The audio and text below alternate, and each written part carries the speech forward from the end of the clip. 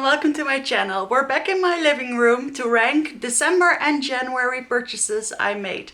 I decided to group the two together because in December I only bought a couple of things and well, I did my yearly ranking and everything, so it didn't feel very useful to do it then, so I just included it in this month's. We have 13 things to rank this month and there are some really good ones in here. So let's get right into the video.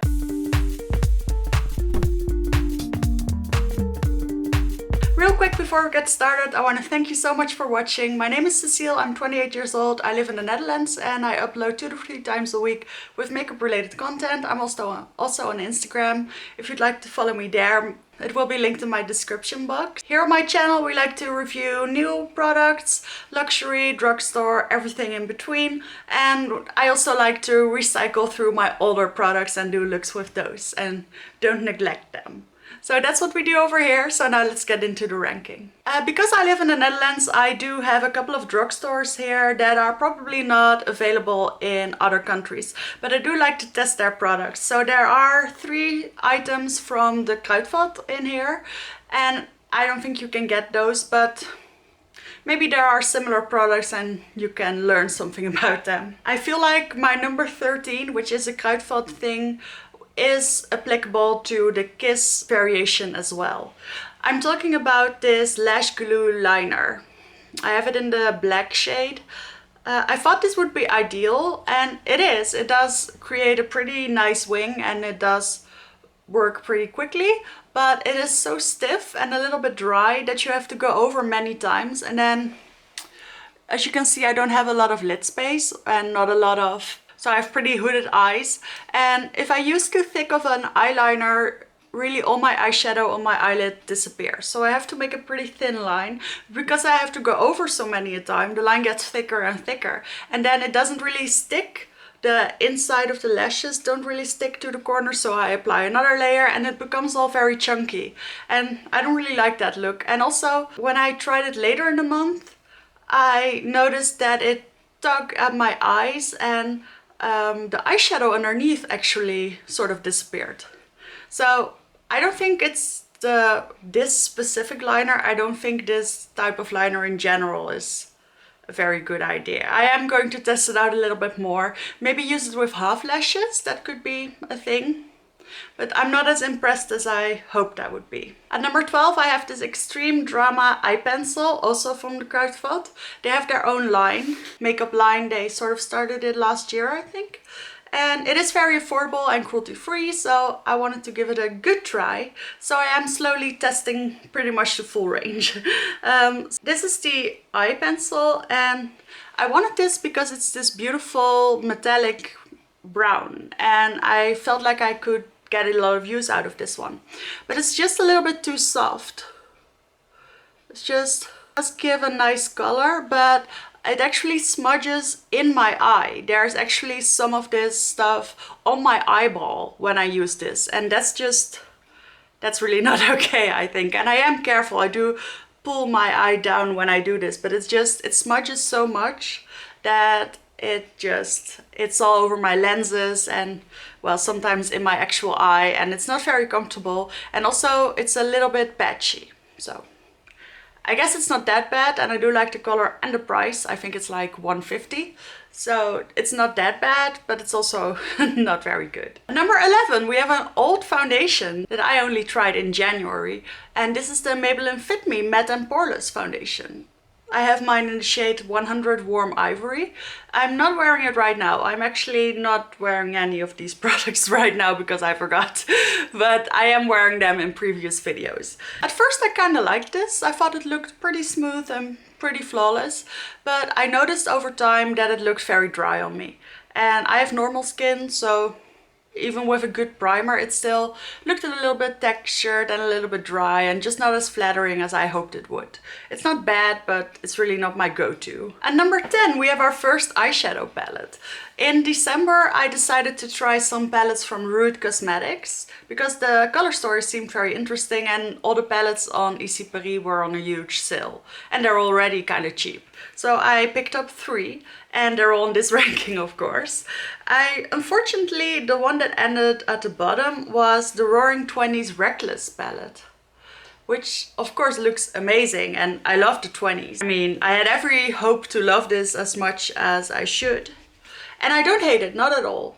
But this is the color story, and I've done about 5 looks with this one now, and I feel like I've explored the whole palette, even though it's pretty big and even though it is very colorful. It's just, there are many shades that just don't combine that well, so you kind of have to stick within the color families, and then you get bored very easily. And also the quality is not the best. Some of these shimmers are very nice and sparkly. I'll swatch this one, for instance. This one is beautiful. I mean, only for the greens, this does rank a little bit higher. And let me see, this one is beautiful. But I guess I don't really love the color combination. And the other metallics are very satiny in a not very pretty way. So I guess it's just not my favorite. I really do make an effort to use this one as much as possible, but I don't really like to, and that signals to me that it is the worst palette I tried in those months. At number 9 we have my final Kruidvat purchase, and these are the blush sticks. This month I tried their blush gels, and I think I like those a little bit more, but I'll swatch these on my hand, and maybe it's just my fault. At first I tried this dark red one, and I like this one the best because the pigmentation is pretty nice. So if they were ranked separately, this one would actually rank a lot higher. But my problem is with the pink one. It's just a little bit too sheer, and you have to go over too many times. If you go over a couple of times and blend it out with your finger, there's no smudging from your foundation or nothing disappearing underneath. It's beautiful. But if you go over many times and then blend it out, you don't see anything, and you also disrupt your foundation. So this pink one is really just too gently pigmented, and I am very fair. And this red one is just a little bit too deep for me, so I don't reach for it all the time. But I still really like this one. There is a third one, which is sort of a brighter pink. I could give that a try, but it's not my favorite formula. It is nice and fresh looking. It's nice and dewy. It doesn't break up your foundation if you don't use too much, so that's great. But it doesn't make the most stunning impact for some reason. I guess it's just a little bit too thin. If it was a little bit more pigmented, I would have loved this shade, and then it would have been one of my favorites, but it's just not. Of course, I always try to use my products as many times as possible, even though they're not perfect. I'm not going to just throw them out or never use them again, but yeah, it was a slight disappointment. At number 8 I have another Root Cosmetics palette, and this is the City of Pastel Lights. And I actually really like this one, I just haven't used it that much yet. This is what it looks like. It's these bright colors. They're pretty nice. They're not extremely pigmented, but they are blendable enough, and they do work. It's nice. It's an additional palette for any nice shimmer shades you might have. I actually bought it to pair with a glitter palette I'm going to talk about later. And I kind of like these tones of rainbow. There are some, like this one, a little bit more toned down, a little bit more dark, not grungy, but a little bit more deep colors. And I feel like they're nice, but the quality is just not perfect. It's not as pigmented as I'd hoped it'd be. It feels a little bit drugstore-y. At number 7 we have something that I wanted to try for a long time, which is colored eye bases. I finally got a set from Makeup Revolution. These were on sale on Boozy Shop for like $16.50 or something. It was great. I got to try these 5 colors, and I tried them all. And some of them are just better than others. I really like the blue one and the minty one. I think those are very nice and pigmented. The other 3 are just a little bit see-through, and then they don't work as much or as good. You do have to put on a pretty thick layer, and it doesn't dry down completely. So the best way to use these, I found, was to put matte eyeshadows on top. But I really like the pop that they created for my matte but colorful look that I did. I used the purple one, I think. It wasn't as pigmented, but I put the purple eyeshadow from Glamlight on top, and it looked pretty good. So I kind of like these. I'm not convinced that they're so much better than just regular cut crease stuff. So I like to use my ABH eyeshadow primer for cut creases because it dries down and you get a very clean cut. So I guess I like that more. It's a little bit less messy, but I still find these fun and they're still okay. So that's why they're ranking right here. I did use them a lot. At number 6 we have my Final Route Cosmetics palette. This is the Sin of Gluttony 8th Deadly Sin palette with this amazing unicorn. When I saw the unicorn I already knew I wanted to have it. But it is an all glitter palette and I find it really fun to reach for this one. I've used pretty much every shade in here, some of them a couple of times. My absolute favorite is this one.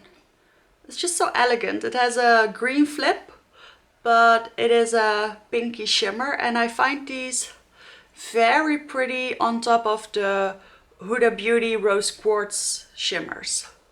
So I really like this glitter, but some of them are just really chunky. Let me swatch this one. This one has these hearts in it and they just don't work that pretty on the eye. It looks a little bit childish. So some of them are great, some of them are less great. And overall, it's sort of a medium appreciation. I'm still really glad I have it. If I ever need a nice shimmery glitter, I can reach for this one. But I'll try to stay away from the chunky ones with the hearts and the stars in them. At number 5, we have my first ever Glam Light eyeshadow palette. I wanted this palette ever since it came out about 2 years ago. And I finally bought it. So this is what the color story looks like. I've used it many times, also a couple of times on camera. I did do a failed cut crease attempt. If you're interested, it's somewhere on my channel. And the quality of these mattes is amazing.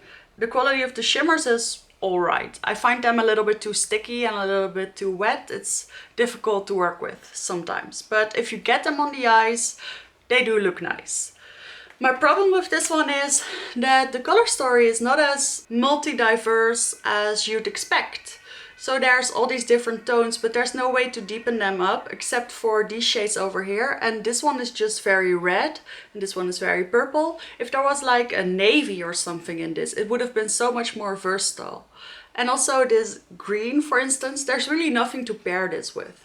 There's nothing that looks pretty with this green. I've tried it many times, but it's just not as pretty as you'd hope.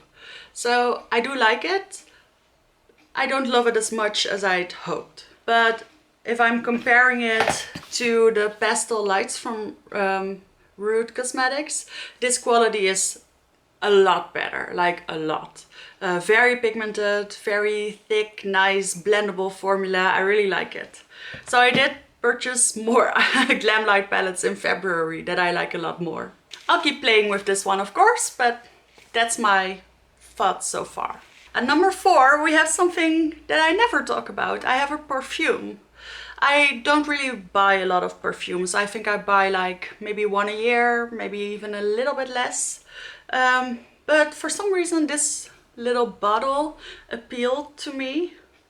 was appealing to me when I was in the Ici Paris a couple of months ago, somewhere in December I think.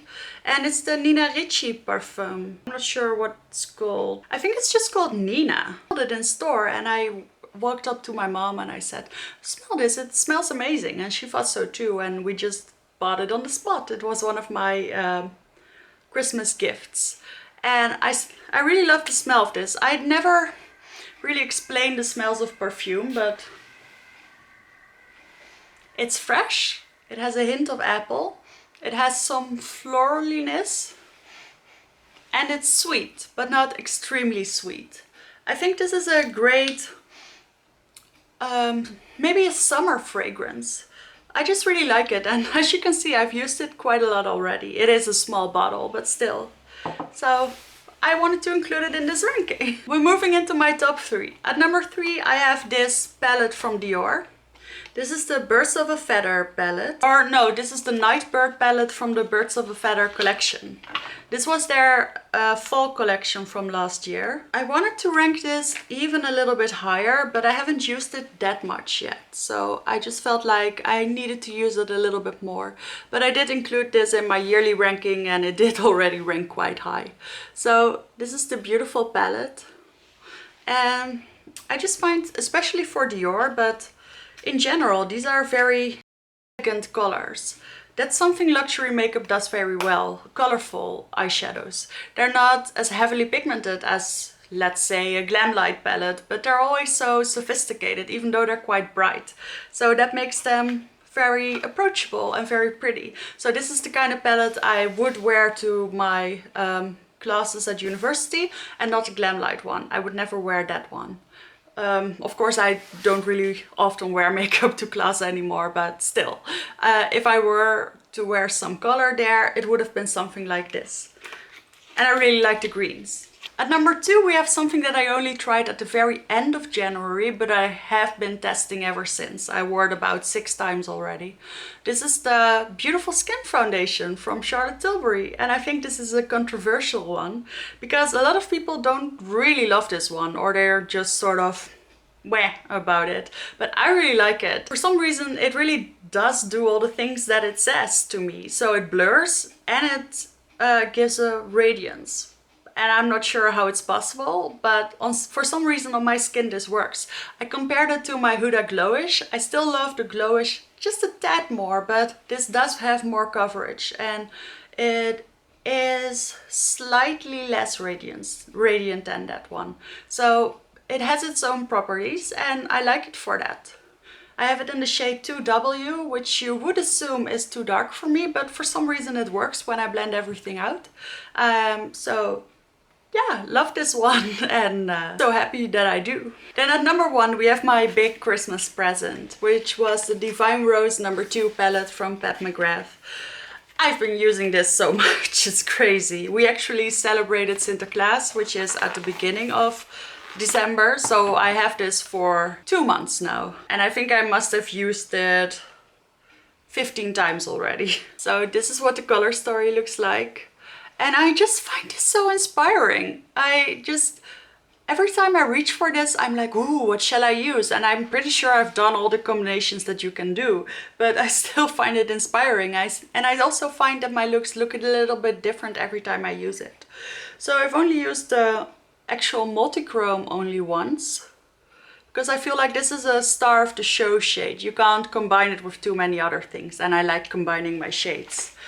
One of my favorite looks that I've done with this one, which is actually on my channel, is I used these 3 shimmer shades with just a little matte in the crease.